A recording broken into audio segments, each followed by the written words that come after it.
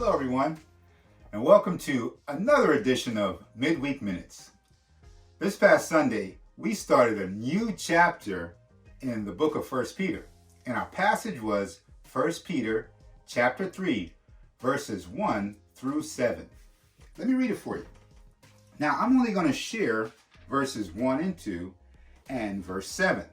It says, "In the same way, you wives must accept the authority of your husbands, even those who refuse to accept the good news.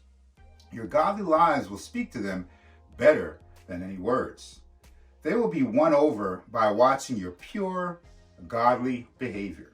Verse 7, "In the same way, you husbands must give honor to your wives. Treat her with understanding as you live together. She may be weaker than you are, but she is your equal partner in God's gift of new life. If you don't treat her as you should, your prayers will not be heard." The title of this message was He, She, and They. Now, when I heard this title, I thought that maybe Pastor Mike was going to go down the road of using the analogy like who's on first, what's on second. And although he didn't follow this baseball analogy, he really hit it out the park. All jokes aside, it really hit home because I've been married now for 18 years and I love my wife and she's God's gift to me, but it hasn't always been an easy road. And so I'm grateful for the opportunity to have a gut check to see if I'm treating my wife like the gift that she is, that God has given me. You know, if you're not married, God doesn't only give spouses as gifts. Everyone in our life, that's a gift from God. God gives people as gifts to us.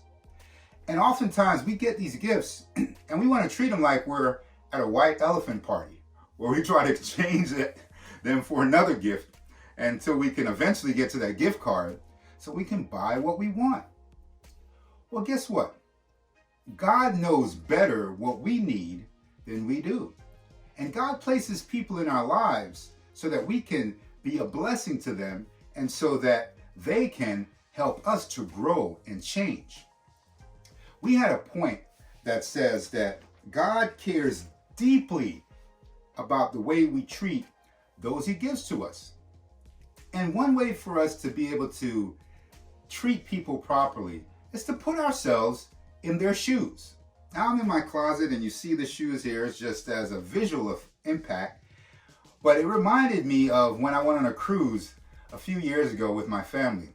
And my little niece Vivi, with all the different attractions and activities that the cruise had, she found great pleasure in putting on everyone's shoes.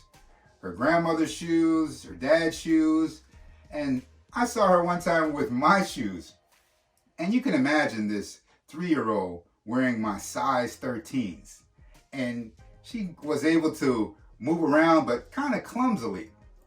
But it reminds me that when we put ourselves in other people's shoes, we can get a glimpse of what their life is like, of what they're going to. And I think that's a great way for us to be able to remember that we ought to treat people as God wants us to treat them, with respect, as the gift that they are. Now, when Vivi would walk around in other people's shoes, she got a glimpse of how other people are able to view life and what they're going through. But when she put on her own shoes, she was able to run and move gracefully like a 3-year-old. So it's good for us to put ourselves in other people's shoes so we can get a glimpse of how they are, how he is, how she is.